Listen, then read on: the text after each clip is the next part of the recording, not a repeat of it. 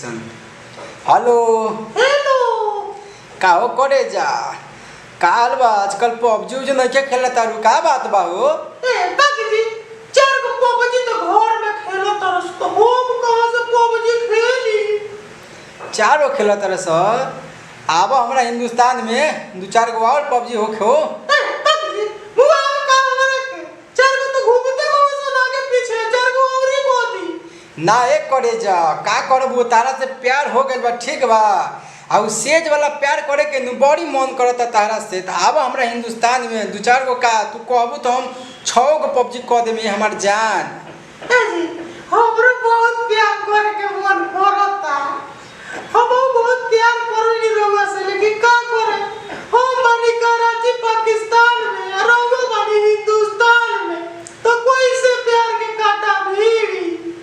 आब हे मार करे जा जा हिंदुस्तान में आजा का दिक्कत बा प्यार खातिर इतना ना कर सकेलू ये हम तो जान दे सारा कुछ को दे लेके रहुए पर रो है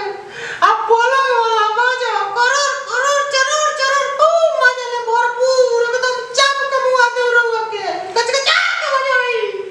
हमरा के मुँह बुए हमर जान आवत त तोरा बतावत नहीं हम चाहे हिंदुस्तानी के तरह प्यार करेला सो सेज वाला पर हमरा के मुँह बु अरे बाप रे बाप आबो हमर करे जा आबो तनी जल्दी जल्दी आवा तनी अब हमर जान हमरो बड़ी मन करत त सब एकदम बेचैनी धइले बा तारा से प्यार करे खातिर हमर करे जा ए रखो फोन ठीक बा हमर जान अम्मी जान आवा तनी रुको आके बात करत है ना रखो रखो ठीक बा करे जा बाय ये हेलो हेलो एक करे जा हम तो नेपाल के बॉर्डर पर केहू को पाकिस्तान से हिंदुस्तान में आ गइल बनी रहो कहां बानी हम तो घरे बानी हमर जान आ जल्दी से लाइव लोकेशन भेजी हमरा लोगे जल्दी से हमरा लोगे आके हम रुकल चाहतानी ना ना ना करे जा तू हमार लाइव लोकेशन ना तू अपन लाइव लोकेशन भेजो ओ भी हम आवत तानी तारा के चाम के डंडे पर टांग के लेके आधा घंटा तक हिलावत हिलावत लेके आवत तानी अरे दादा जाने के डंडा पर राती के हिलावल जाला ई तो दिन ही हिलावल तानी रहूगा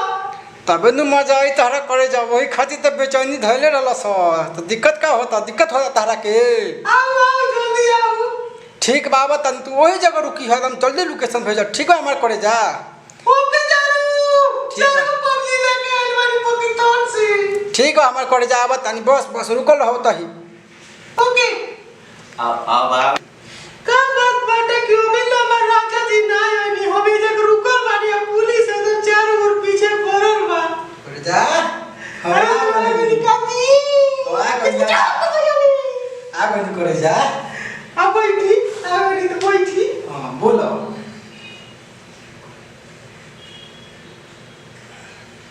एगो बात बताओ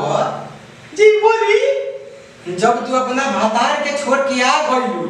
चार चार लड़का के छोड़ के आ गइलू तते हमरा कितना हिंदुस्तानी भाई के खून करे बे ई के जानता रे नहीं ऐसा हम काम ना करे ऐसा हम काम ना करे सब पाकिस्तानी एक जैसा ना होले को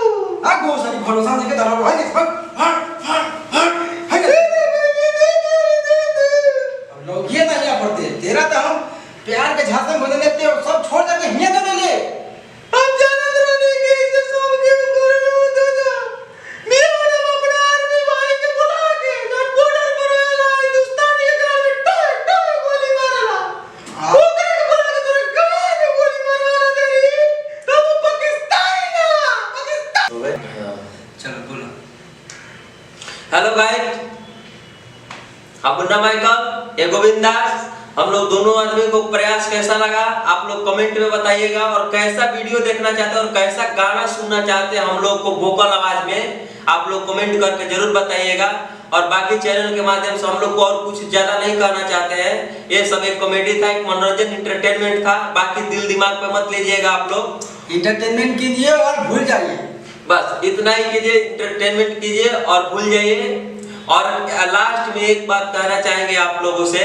कि आप लोग और कुछ कीजिएगा चाहे नहीं कीजिएगा सब लोग आप तो जानते हैं लेकिन एक एक शेयर जरूर लगाइएगा शेयर तो कर ही दीजिएगा वीडियो हम लोग बहुत सारा मेहनत करते हैं हम लोग भाई 1 घंटे में सिर्फ 2 मिनट का वीडियो शूट करते हैं हम लोग दोनों okay thank you. Bye. Bye, love you.